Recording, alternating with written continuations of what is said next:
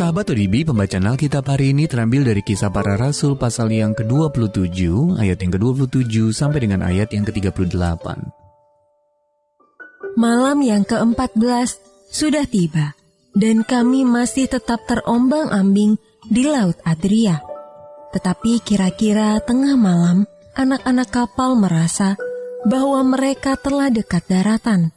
Lalu mereka mengulurkan batu duga, dan ternyata air di situ 20 depa dalamnya. Setelah maju sedikit, mereka menduga lagi, dan ternyata 15 depa. Dan karena takut bahwa kami akan terkandas di salah satu batu karang, mereka membuang 4 sau di buritan, dan kami sangat berharap mudah-mudahan hari lekas siang. Akan tetapi anak-anak kapal berusaha untuk melarikan diri dari kapal. Mereka menurunkan sekoci dan berbuat seolah-olah mereka hendak melabuhkan beberapa sau di haluan. Karena itu Paulus berkata kepada perwira dan prajurit-prajuritnya, "Jika mereka tidak tinggal di kapal, kamu tidak mungkin selamat." Lalu prajurit-prajurit itu memotong tali sekoci dan membiarkannya hanyut. Ketika hari menjelang siang, Paulus mengajak semua orang untuk makan. Katanya, "Sudah 14 hari lamanya kamu menanti-nanti saja, menahan lapar dan tidak makan apa-apa. Karena itu aku menasihati kamu, supaya kamu makan dahulu. Hal itu perlu untuk keselamatanmu. Tidak seorang pun di antara kamu akan kehilangan sehelai pun dari rambut kepalanya." Sesudah berkata demikian, ia mengambil roti, mengucap syukur kepada Allah di hadapan semua mereka, memecah-mecahkannya, lalu mulai makan. Maka kuatlah hati semua orang itu, dan mereka pun makan juga. Jumlah kami semua yang di dalam kapal itu 276 jiwa. Setelah makan kenyang, mereka membuang muatan gandum ke laut untuk meringankan kapal itu. Ayat Mas Renungan hari ini terambil dari Roma pasal yang ke-5 ayat yang ke-3. Kesengsaraan itu menimbulkan ketekunan. Judul renungan kali ini, Iman yang Tabah, ditulis oleh Linda Washington.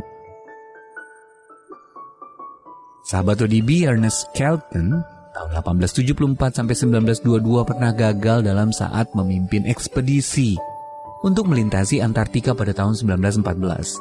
Ketika kapalnya yang diberi nama Ketabahan terperangkap es tebal di Laut Weddell.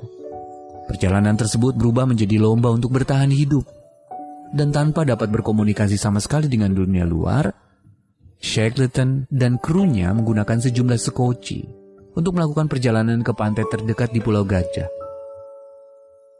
Sementara sebagian besar kru tetap bertahan di pulau tersebut, Shackleton dan 5 awak kapal menempuh perjalanan sejauh 1.287 km selama 2 minggu menyeberangi samudra sampai tiba di Georgia Selatan untuk meminta bantuan bagi mereka yang masih tertinggal di pulau. Ekspedisi gagal tersebut berubah menjadi catatan kemenangan dalam buku-buku sejarah ketika semua anak buah Shackleton selamat berkat keberanian dan ketabahan mereka.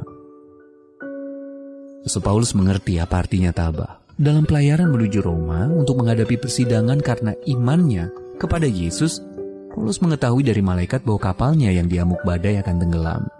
Namun Paulus tetap memberi semangat kepada semua orang yang bersamanya di kapal itu, karena Allah telah menjanjikan mereka semua akan selamat meskipun kapalnya karam. Ketika malapetaka datang, kita cenderung mengharapkan Allah akan segera membereskan semuanya. Namun Allah memberikan iman agar kita tetap tabah, bertekun, dan bertumbuh. Paulus menulis kepada jemaat di Roma. Dalam Roma pasal yang ke-5 ayat yang ke-3, kesengsaraan itu menimbulkan ketekunan. Atau dalam terjemahan lain dikatakan ketabahan. Kita yang mengetahui hal tersebut dapat menguatkan satu sama lain untuk tetap mempercayai Allah di masa-masa sulit. Sahabat ODB, bagaimana biasanya Anda menanggapi kesulitan yang terjadi? Bagaimana Anda dapat memberikan dorongan kepada seseorang yang sedang menghadapi masa-masa sulit? Bapa Sorgawi, aku membutuhkan pertolongan-Mu untuk tetap tabah, sekalipun aku merasa sulit untuk melakukan. Mari kita satukan hati kita berdoa. Bapa yang baik, pagi hari ini kami menaikkan pujian syukur. Kami berterima kasih kepadamu, karena Engkau telah memberkati kami kembali melalui firman-Mu yang sudah kami baca dan yang telah kami renungkan bersama. Inilah kehidupan kami ya Tuhan, kami serahkan ke dalam tangan-Mu. Engkau Tuhan kami yang baik, Engkau Tuhan kami yang setia, yang akan menyertai kami sampai selama-lamanya. Terima kasih Tuhan Yesus. Sepanjang hari ini ya Tuhan, kami serahkan seluruh kehidupan kami ke dalam tangan-Mu. Dalam segala aktivitas pekerjaan kami yang akan kami kerjakan di sepanjang hari ini, Engkau akan menyertai kami lagi. Engkau akan menuntun kami. Engkau akan membuat berhasil apapun yang kami kerjakan. Dan Engkau Tuhan sumber berkat. Engkau akan memberkati setiap pekerjaan kami. Inilah yang menjadi doa kami pada pagi hari ini. Engkau Tuhan yang selalu mendengar, dan Engkau pasti akan menjawab setiap permohonan doa kami yang sudah kami naikkan kepadamu. Di dalam nama Tuhan Yesus Kristus. Haleluya. Amin.